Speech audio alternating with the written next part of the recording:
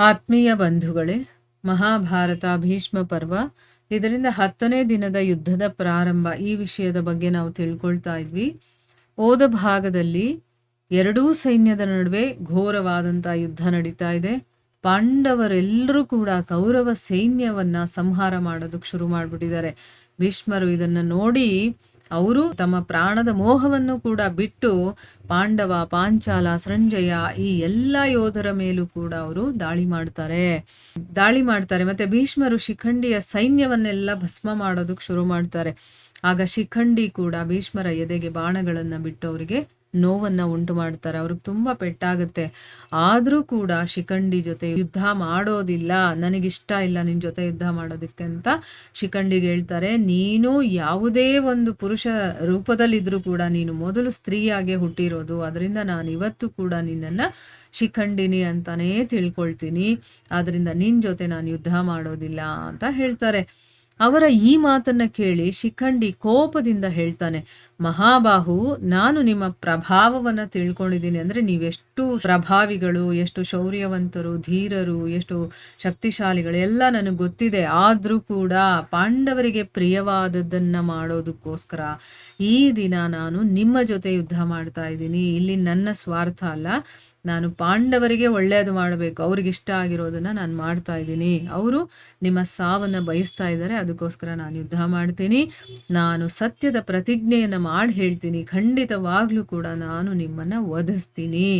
ನನ್ನ ಈ ಮಾತನ್ನ ಕೇಳಿ ನಿಮಗೆ ಏನ್ ಸರಿ ಅನ್ಸುತ್ತೋ ಅದನ್ನ ಮಾಡಿ, ನಿಮ್ಮ ಇಚ್ಛೆ ಹೇಗಿದೆಯೋ ಹಾಗೆ ನೀವು ಬಾಣಗಳನ್ನ ಬಿಡಿ ಅಥವಾ ಬಿಡದೇ ಇರಿ.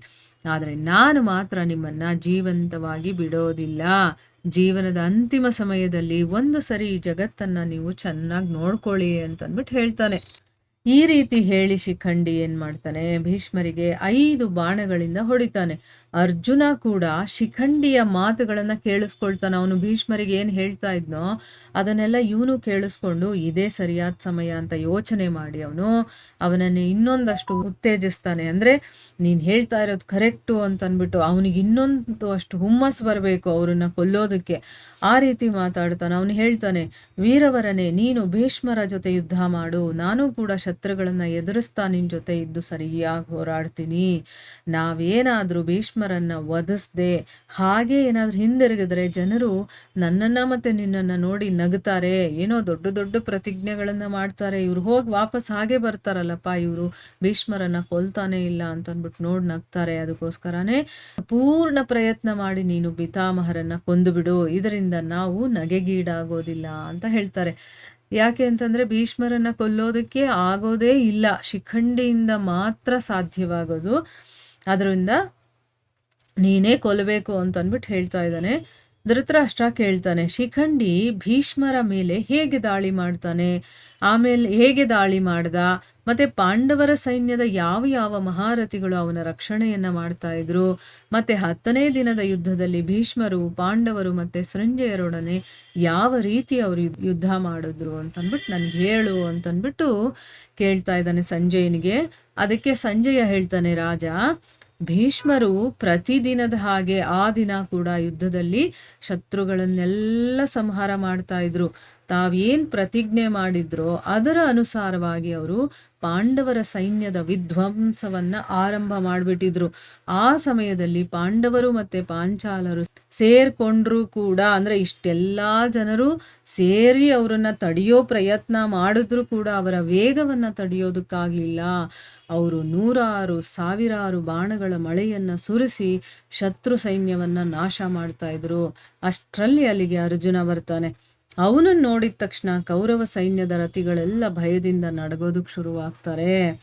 ಅರ್ಜುನ ಜೋರಾಗಿ ಧನಸ್ಸನ್ನ ಠಂಕಾರಿಸ್ತಾ, ಅಂತಂದ್ರೆ ಆ ದಾರವನ್ನ ಹಿಡಿದು ಎಳಿತಾನಲ್ಲ, ಅದ್ರ ಸೌಂಡ್ ಬರುತ್ತೆ ನೋಡಿ, ಅದರಿಂದ ಮತ್ತೆ ಮತ್ತೆ ಸಿಂಹನಾದವನ್ನ ಮಾಡ್ತಾ ಇದ್ದ. ಮತ್ತೆ ಬಾಣಗಳ ಮಳೆಯನ್ನ ಸುರಿಸ್ತಾ ರಣಭೂಮಿಯಲ್ಲಿ ಕಾಲನ ಹಾಗೆ ವಿಚರಣೆ ಮಾಡ್ತಾ ಇದ್ದ. ಹೇಗೆ ಸಿಂಹದ ಧ್ವನಿಯನ್ನ ಕೇಳಿ ಜಿಂಕೆಗಳು ಓಡ್ ಹೋಗುತ್ತೋ ಅದೇ ರೀತಿ ಅರ್ಜುನನ ಸಿಂಹಗರ್ಜನೆಯಿಂದ ಭಯಭೀತರಾಗಿ ನಿಮ್ಮ ಸೈನ್ಯದ ಯೋಧರು ಕೂಡ ಓಡ್ ಹೋದ್ರು. ಇದನ್ನ ನೋಡ್ತಾನೆ ದುರ್ಯೋಧನ. ನೋಡಿ ಭಯದಿಂದ ವ್ಯಾಕುಲನಾಗಿ ಭೀಷ್ಮರಿಗೆ ಹೇಳ್ತಾನೆ, ತಾತ, ಈ ಪಾಂಡು ನಂದನನಾದಂತಹ ಅರ್ಜುನ ನನ್ನ ಸೈನ್ಯವನ್ನ ಭಸ್ಮ ಮಾಡ್ತಾ ಇದ್ದಾನೆ. ನೋಡಿ, ಎಲ್ಲ ಯೋಧರು ಕೂಡ ಆ ಕಡೆ ಈ ಕಡೆ ಓಡ್ ಹೋಗ್ತಾ ಇದ್ದಾರೆ. ಭೀಮನ ಕಾರಣದಿಂದನೂ ಕೂಡ ಸೈನ್ಯದಲ್ಲಿ ಓಡೋದು ನಡೀತಾ ಇದೆ. ಅಂದ್ರೆ ಅವನು ನೋಡಿ ಹೆದರ್ಕೊಂಡು ಕೂಡ ಓಡೋಗ್ತಾ ಇದ್ದಾರೆ. ಇಲ್ಲಿ ಅರ್ಜುನನ್ನ ನೋಡಿ ಹೆದರ್ಕೊಂಡು ಓಡೋಗ್ತಾ ಇದ್ದಾರೆ. ಇನ್ನು ಸಾತ್ಯಕಿ, ಚೇಕಿತಾನ, ನಕುಲ, ಸಹದೇವ, ಅಭಿಮನ್ಯು, ದೃಷ್ಟದ್ಯುಮ್ನ ಮತ್ತೆ ಘಟೋತ್ಕಚ ಇವರೆಲ್ಲರೂ ಕೂಡ ನನ್ನ ಸೈನಿಕರನ್ನ ಓಡಿಸ್ತಾ ಇದ್ದಾರೆ. ಈಗ ನಿಮ್ಮನ್ನ ಬಿಟ್ಟು ಬೇರೆ ಯಾರು ಇವರಿಗೆ ಆಶ್ರಯನ್ನ ಕೊಡುವಂಥವರೇ ಇಲ್ಲ. ನೀವೇ ಈ ಪೀಡಿತರಿಗೆ ಪ್ರಾಣ ರಕ್ಷಣೆಯನ್ನು ಕೊಡಿ ಅಂತನ್ಬಿಟ್ಟು ಹೇಳ್ದ.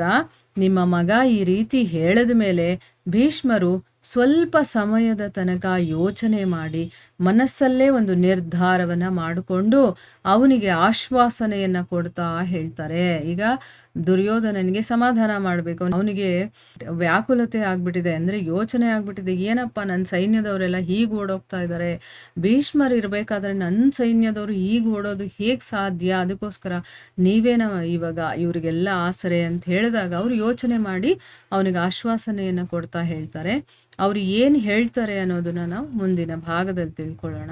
ಹರೇ ಕೃಷ್ಣ.